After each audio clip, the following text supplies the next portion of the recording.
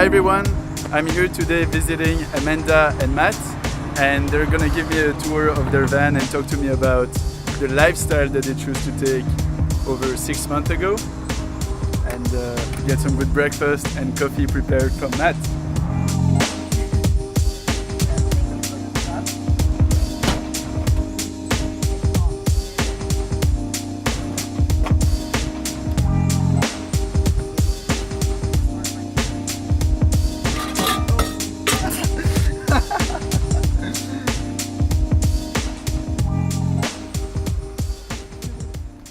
I'm here today with Amanda and Matt, who have started their amazing adventure about a year or so ago and have been officially houseless, not homeless, for 6 months.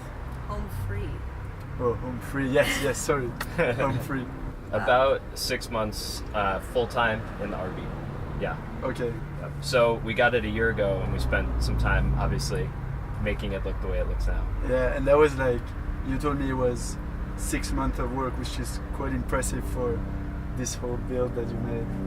Yeah, we ended up kind of starting our demolition in San Francisco, which is where we are now, on the street of San Francisco. And that was really tough, working in the city. And so that took a long time to do very little amount of work. We took a long time to do a very little amount of work in San Francisco. We decided we needed to prioritize this build because we wanted to make this lifestyle change, and so we moved out of San Francisco like 1 year ago, a little more than 1 year ago today, and went to a friend's house, a ranch in Santa Clarita outside of LA, to use their awesome space and fully build this out. So we were talking about all the tools you got, and how did you know which tools you had to get, and which tools were the right tools? And I had some building experience. Like I hadn't really done any finished carpentry before, but I'd like built some simple things before, so I was familiar with like how to use a cordless drill and how to use a table saw and a miter saw. So honestly, aside from a drill and a saw and maybe one or two other things, you don't need a lot of complicated tools to do something like this. You just have to know how to use these few simple tools. Mm-hmm. So we really just got like a kit. Like $150 on Amazon. There's like a cordless drill, a cordless saw, and another small cordless drill. That's about it.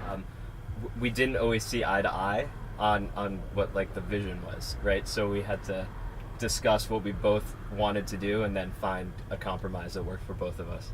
Yeah, but it came together really well. Like I think I would have probably added a tiny bit more color in some places, like the curtains, for example. But I really love the clean look. That's like our goal was keep it very clean, keep it bright, keep it lighter colored. It was very dark in here when we got it. It was dark wood. It felt more gloomy.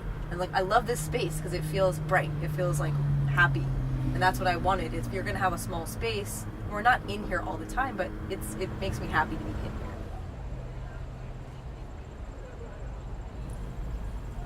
You can start. Okay.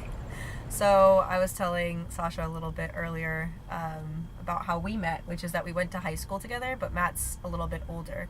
And we were friends in high school, but then lost touch for 10 years. And both ended up in California at some point, and both ended up going to Burning Man, and ran into each other randomly in the middle of the desert at Burning Man at an art piece. And we reconnected as friends. It was a very friendly reconnection of like, I haven't seen you in 10 years, how have you been? Yep. At that time I was working in San Francisco in tech, and my brother lived in LA, and I would go sometimes to LA for work and also visit my brother. And so I invited Matt to come hiking with us one time, and so then we hung out a little bit more and got to know each other. Like 1 year after we ran into each other at Burning Man, we both went back to Burning Man with separate camps. His camp's based in LA, mine was from San Francisco, and I made a point of it to go to an event at his camp called it's a drunken Disney sing-along. So they play Disney music, and it's like karaoke style. It's amazing. There's like, I could show you a video of it. Like, it's a very fun time. And I saw Matt with his camera, and he was wearing like a little bunny outfit, and for me that was it. Yeah. That's amazing. Well, and it was an amazing week. Like, we had a really good time. We really connected. Even though we'd been out of touch for so long, we realized that we had a lot of similarities between us, even though we were at pretty different places in our life. It just, like, we really clicked. And before the week was over, Amanda was like, do you want to go to South America with me to travel for a little while?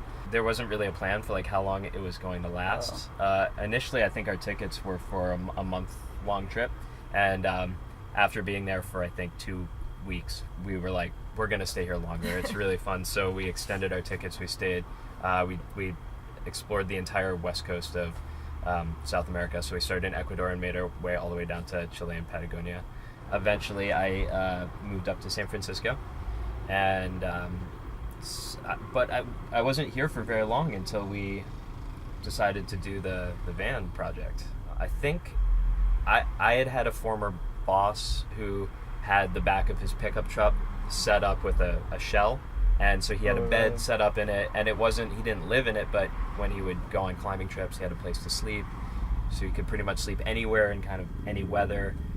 I remember seeing that and thinking that's really cool. I'd love to have something like that. We just sort of, like a lot of people, I think we saw what was on social media, what's online, people traveling, living out of vehicles, and it just seemed very appealing. We were like, that looks really cool. We want to try that.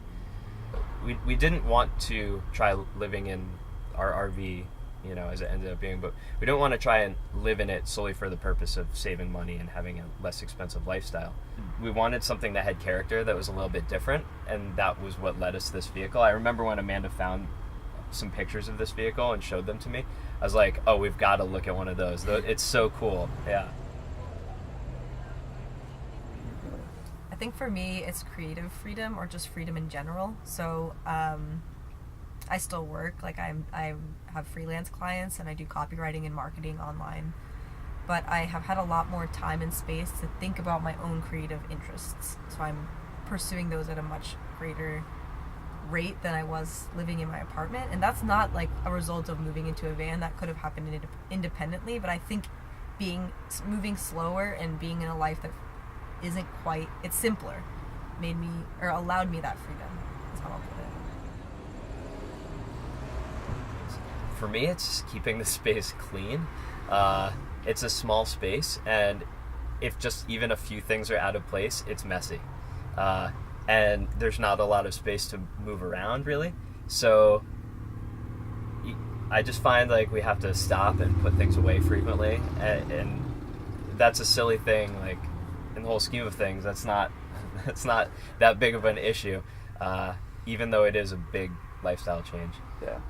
But yeah, so for me, it's just keeping a smaller space tidy is a little bit more challenging. You have to be very diligent. You have to not let it get messy. Yeah. Yeah. I guess for me, I've had like a long string of diverse jobs that I've done in the course of my life. I used to teach outdoor recreation type things, so I've been a rock and ice climbing guide. I've led bicycle tours for high school kids, so I've led groups of high school kids on cross-country bike tours in the U.S. I managed a medical marijuana grow in Colorado for 2 years. I worked as an interpretive ranger for the Forest Service for a season. I worked as a wildland firefighter for the Forest Service for 2 seasons. I'm a freelance photographer. For me, so far, the one that's stuck the most is photography. It's something I've done since middle school, and I still really enjoy it. But yeah, so just like that diversity of work experience. Yeah, most people are surprised. They're like, "You were a firefighter? Wait, Yeah, you?" I was super surprised about that. Yeah. Especially like being in the photography world now, like in LA and San Francisco, people are usually shocked to hear that one. Yeah. Probably, honestly, for me, it's the band thing. Yeah. I have to be, because I come from like a background. I went to an Ivy League school. I worked at Google and YouTube. Like, it's not necessarily something that tons of people see as like the next obvious step in their career path. So I have meetings with clients in here, and I don't always like bring it up, but it's not something I hide. Like, that to me, that's probably one of the more surprising things for people I talk to be honest. Mm-hmm. Whatever.